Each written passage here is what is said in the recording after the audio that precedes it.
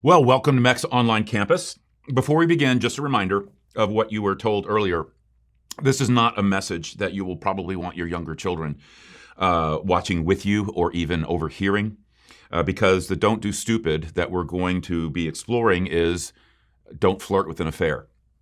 And I think it could be really healthy for middle school and high school students, as you as a parent are surely having multiple conversations with them during this run about sex and about relationships, but I wanted to give you fair warning about your elementary age kids. You know, I don't think anyone enters into a marriage planning on being unfaithful, plotting out an affair, looking to commit adultery. But affairs happen. Even when the person involved would have said that they were on the front end in a relatively happy marriage. In fact, studies show that only about 1 out of every 4 men who have had an affair reported having marital problems on the front end. So 75% of all men who enter into an affair would have said they were happily married, which means that entering into an affair can happen to anyone, to people who started off never intending to have an affair, to people who are right now in a good marriage, and we're in a good marriage on the front end. And I think it's safe to say nobody wants to be in an affair. No one really wants one. Everybody knows that having an affair just rips apart the very fabric of trust needed for a marriage to survive. In fact, an affair is so egregious to a marriage that it is one of only 3 things that the Bible would say can legitimately end a marriage in the eyes of God. The other 2 are abandonment. Either they abandon you or their behavior is of such a nature that it forces you to flee, such as when there's physical abuse. The other is when your spouse dies. So abandonment, death, adultery are the only 3. And adultery made that short list because marriage just wasn't meant to take that kind of hit. It wasn't meant to take that level of unfaithfulness, that level of betrayal, that degree of assault on mutual trust. It's such an undermining of everything marriage is meant to be that it effectively destroys it. So why would someone who never intended to go down that road and would even say that they were in a reasonably happy in their marriage on the front end, why would they have an affair? Well, even they would say they were stupid. But how were they stupid? I mean, we know beyond the act itself, entering into the affair itself, most would say that was stupid. But was there something stupid beforehand that led to it? And I think there is. The stupid was that they flirted with the affair on the front end. And what they didn't know is how bad it was to flirt, and that was really the start of the affair. And they don't even know sometimes what's involved with flirting with an affair. So here's what I want to do. I want to walk through the 5 ways you can flirt with an affair so that you can avoid doing what you don't want to do and that you know would be stupid. So let's talk about, as I said, the stupid that leads to the stupid. And each of these 5 is based not only on the best and latest research on all things related to adultery, but also from the ringside seat that I've had to countless affairs and broken marriages and devastated children over nearly 40 years of ministry. Because I can tell you from story after story and marriage after marriage that there are clear and present patterns that come to the surface time and again. So here are the 5 biggest ways you can be stupid and flirt with an affair. And the first one is going to make many of you uncomfortable, but it's so significant, now more than at any other time in recent memory. The first way you flirt with an affair is to look at pornography. It's been said that the most important sexual organ that you have is your brain, and it's true, which is why what you do or do not do sexually is going to have a brain component, and your brain on porn is not a good step. Jesus was very clear about how this all works with lust. The Bible records these words from his teaching. You have heard that it was said, you shall not commit adultery. But I tell you that anyone who looks at a woman lustfully has already committed adultery with her in his heart. And that's obviously true if a woman looks at a man or if there's any aspect of lust. Jesus isn't talking here about a passing glance or even appreciating the fact that someone is attractive. He's not even talking about sexual attraction, because we are sexual beings and we're going to find people sexually attractive. He's talking about the look of lust. That's what you have to monitor. That's what you have to control. The look that lingers, the look that involves the desire and the fantasy of having sex with someone, the look that feeds the inner sensual appetite and left to itself would give in to desire alone and leave the boundaries for which it was created. That's where sexual sin begins. And that beginning is so strong and it's so real and it's so decisive. It's as if you've already gone to bed with them. Now, make sure you get this down. Jesus isn't saying that the thought and the act are the same, so that if you give in to the thought, you might as well go ahead and follow through with the act. What Jesus is saying is that the thought is the first part of the act. It's not innocent. It's not to be made light of. Treat that first look as if it really was the act itself and resist it with that same level of energy and resolve. Because sexual sin is much more than the final act of intercourse. The act itself is the culmination of an infection that was allowed to spread and seep into your heart and your soul.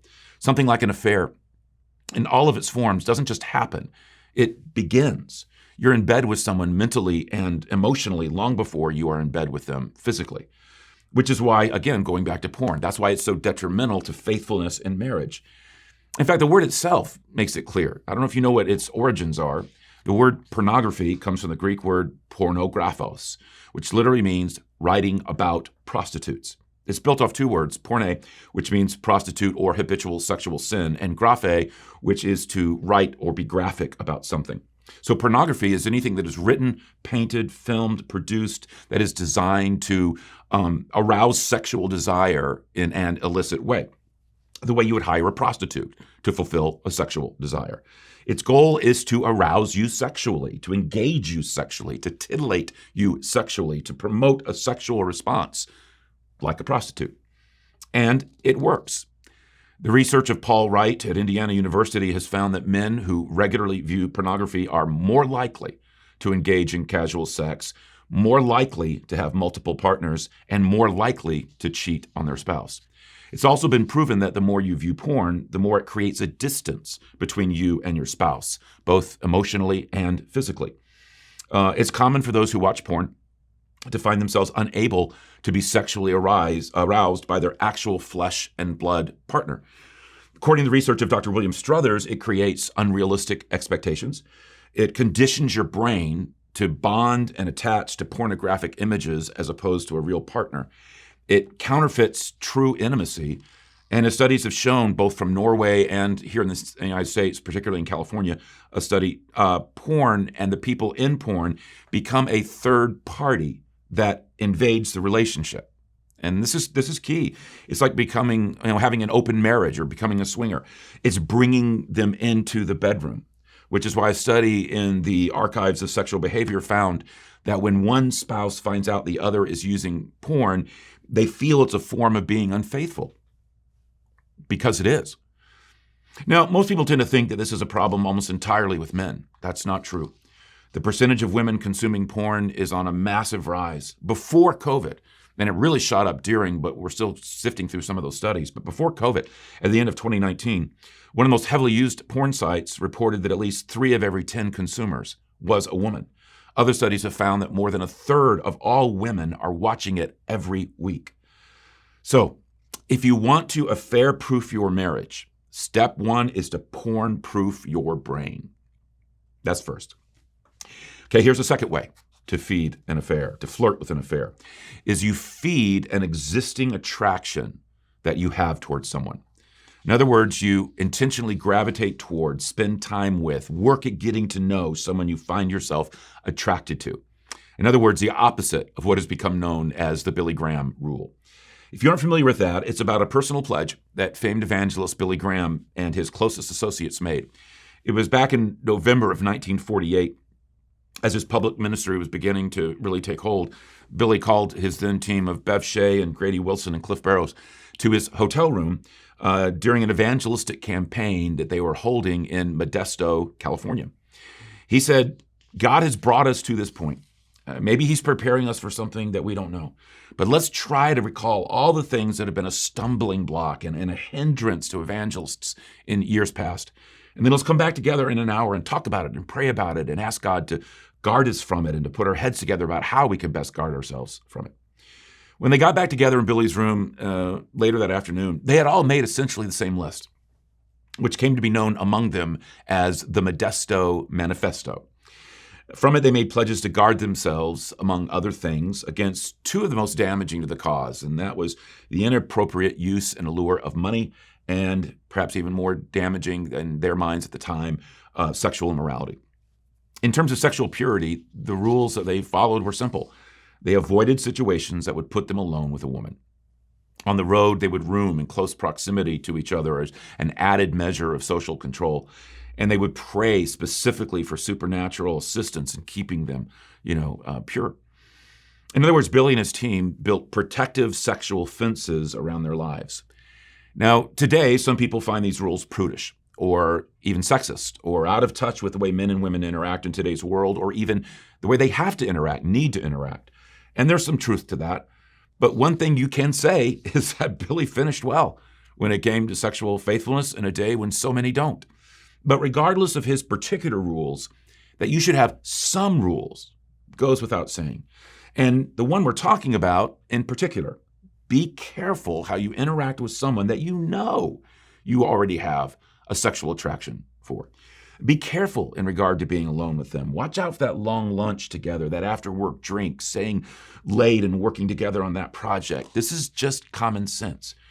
It doesn't mean you can't ever be alone with someone of the opposite sex or be in a car with them or have a lunch with them or have a closed-door meeting with them.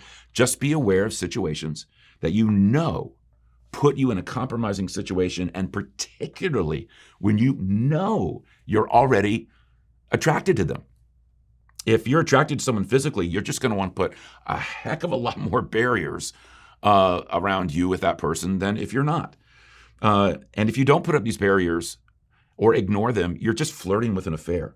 If you're trying to catch them by themselves to talk, if you're trying to work late with them, if you're trying to have that lunch alone with them, if you're trying to arrange it so that you travel together on a project or to make a sales pitch, if you're purposefully following them in every nook and cranny of social media, it can all look innocent on the surface, justifiable if ever questioned, but you know what's going on inside you. You know the attraction level, and you know whether you are starving it or feeding it. Well, a third way to flirt with an affair is to maintain the space for a shadow life to emerge. Now, this is something that I have observed multiple times in people's lives. To betray the trust of marriage through an affair, to pursue that kind of shadow life, just takes a certain amount of space in your life that is kept from your spouse, that is outside of their purview. A certain amount of time, a certain amount of separation or privacy. And here's what I've observed. The space for the shadow life doesn't follow an affair. The affair tends to follow the space. In other words, the fact that there is a space, there is this world, this environment, this set of relationships that's separate from the world you share with your spouse is what allows affairs to emerge and take root. Let me just give you a couple of examples out of scores of others where I've seen this play out. Many years ago, I knew a man who lived in one city, but he worked in another. He would make a fairly decently long commute. And he ended up in an affair with a woman that he worked with in that city he commuted to. I mean, he was physically attracted to her, and he began feeding that attraction by spending time alone with her over meals, and then purposefully taking it upon himself to drop off work at her house while her husband was away. And all of it was completely cut off from the world of his wife and family and home. In fact, later on, after it all came to the surface, his wife said something really interesting to me. There was a bridge that he had to drive over as part of the commute every day. And it divided the counties of the two cities, the one where he lived and the one where he worked. And she said, when he crossed that bridge, he entered a different world. And it was a world that none of us were a part of. And he just became a different person and was able to become a different person. Another man I know traveled extensively, but he rarely, if ever, took his wife or children with him. But he would travel very intentionally with female coworkers. and often would add extra days at the end to sightsee and relax with them and invite them to do that with him. He ended up over the course of the years in multiple affairs, and along the way lost everything he had built. So do you see what I mean by creating the space for a shadow life? And again, while some people enter into an affair and then begin creating the space for it to be pursued, what I've observed is that the space was usually there on the front end, and it just proved to be fertile ground for an affair to happen. So if you and your spouse live in different worlds, and you're not inviting each other into those worlds in a way that makes it even a little more like a shared territory, you're flirting with an affair. Well, a fourth way to flirt is to have a dangerous conversation. Now, here's what I mean. You can have a conversation with someone that is inappropriately intimate, inappropriately revealing, inappropriately vulnerable. And it doesn't matter whether it's in person or online. In fact, a lot of people think, and I don't know where this is coming from, but I've heard them say if they have a personal conversation with someone through, say, texting, it's not the same as if they were having it in person. It somehow makes it, more clean. Friends, it doesn't matter whether or not you speak or write it. Inappropriate is inappropriate. There are conversations you can have with someone that just crosses a relational line that should not be crossed. Something that should only be discussed either with your spouse or with someone like a pastor or a counselor or a close family member. For example, talking with someone about the sexual relationship you have with your spouse or about previous sexual experiences that you had before marriage. Talking with someone about how handsome or attractive they are or commenting on various body parts. Obviously, telling sexually suggestive stories or jokes. But the conversation that I have traced more affairs back to, the one that is the most dangerous of all, is the one that seems the most innocent on the surface.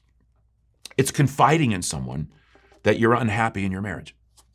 It's talking about the challenges of your current marriage relationship with someone other than, again, a pastor, a counselor, or family member. It's getting into feelings and desires. When a man and a woman start confiding with each other about their marriages, it can so quickly lead to an affair. And you're just opening up in a way that is just inviting it. And again, it can start off so innocently. I mean, they're just a sympathetic friend at work. They're a listening ear. They're an encouraging voice. And when they share how much they get it and understand because, wait for it, they're going through some things in their marriage. And then you offer sympathy right back to them. I mean, you might as well just, start the affair right then. You're in such dangerous and volatile territory. So if you want to do stupid and flirt with an affair, keep watching porn. Feed your attraction toward other people. Keep allowing massive amounts of space for a shadow life to take root, and engage in deeply personal and revealing conversations with someone like a coworker about your current marriage. Well, then do one more thing to round out the stupid list. Stop feeding your marriage in the ways that are most critical to its vitality. Let me talk about this in a way that is indebted to some teaching that I received many years ago from Christian psychologist James Dobson. Let's establish a line and just call it the straight life. The straight life is mowing the lawn. It's working almost 50 weeks a year, taking 2 or 3 weeks for vacation, probably giving that to the kids. It's spending money wisely and carefully on clothes and braces and cribs and Little League when you'd rather buy a boat. It's going to work 5 days a week, week in, week out, when you'd rather be out on the golf course. It's being responsible. It's paying your taxes. It's cleaning the garage. It's staying married to one woman when there are temptations to do the opposite. And let's be honest, the straight life gets really hard and it can get heavy for all of us, especially when there are so many voices calling us off of the straight life. Now more than ever, to just make it all about us and our personal fulfillment. Everywhere we go, it's, you're number one and make yourself happy and don't let anybody tell you what to do and go for it and don't take it anymore and you only go around once and you deserve more and everything should be about your choice and your decision. But there's 4 primary voices, though, that aren't just notorious for calling us off of the straight life. The first of those voices is pleasure. Dobson tells of a high school vice principal who ran off with his secretary. When Dobson asked him about it, he said, "Jack, why did you do it? Why did you leave your wife and your kids?" And his friend was shockingly honest. He said, "Well, 2 children was all I ever wanted. It was all I could afford. It was all I could handle, all I had time for. Then my wife had a dream that she lost those kids. And she started hammering me for another. And we ended up with twins. And then the fifth was an accident. Our house was constantly filled with noise and confusion. Every minute I had was being put into that responsibility. And quite frankly, fun and games looked pretty good to me. It can look pretty good to a lot of us. A second voice that calls people off of the straight life is romance. This is the desire for, some enchanted evening.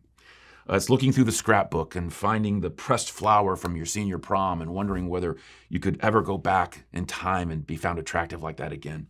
It's wondering if somebody still cares or if life is just passing you by.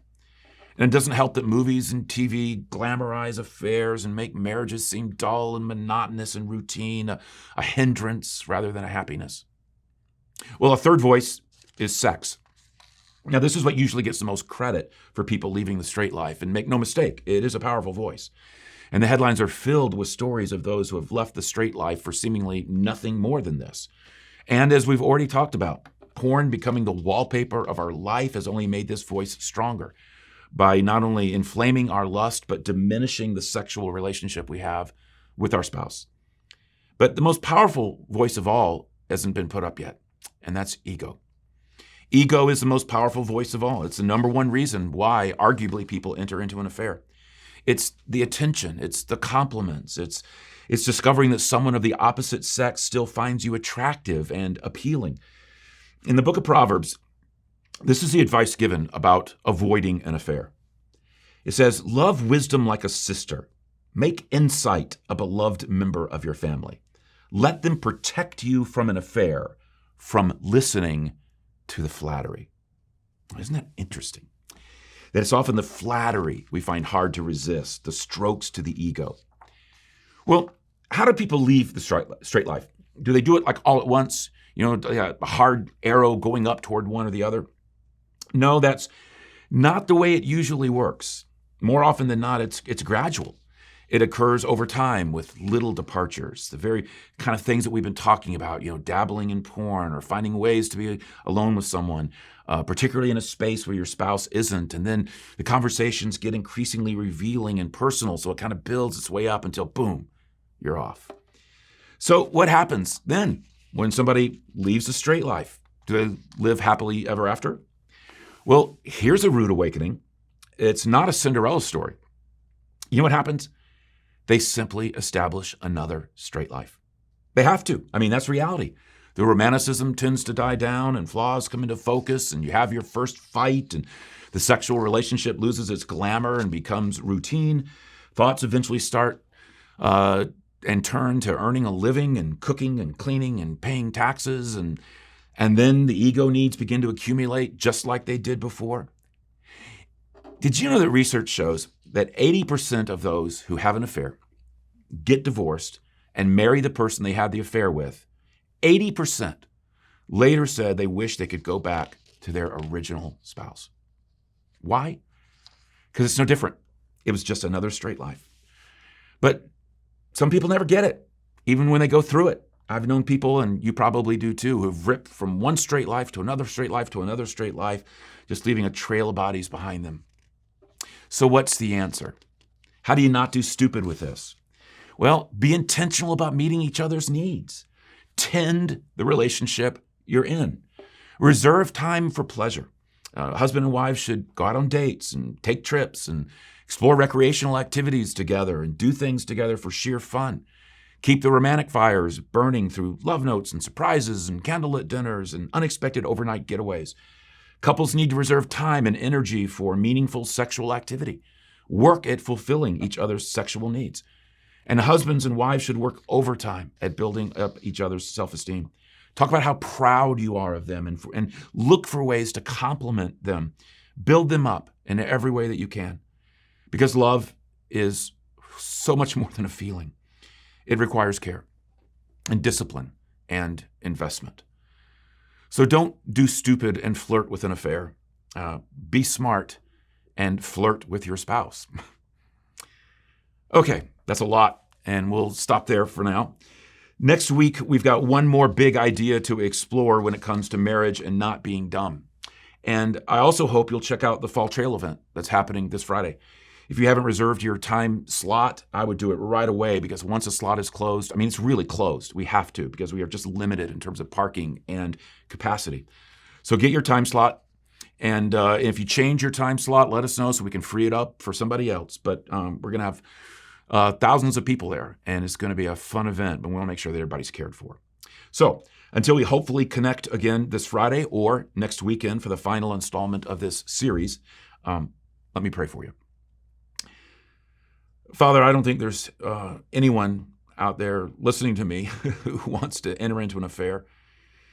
And probably if they're in one now, they may even have, hopefully, a lot of regret. This is just something we don't want in our lives. So even though what to do if you're in one or if you've had one is a separate conversation, I'm just going to pray for those who have not entered into one yet, but they're flirting with it. And maybe even before today, they didn't realize how dangerously they were flirting with it. So I pray that this was a wake-up call and that they would make the adjustments needed to protect the marriage that you've entrusted to them. I pray that in Jesus' name. Amen.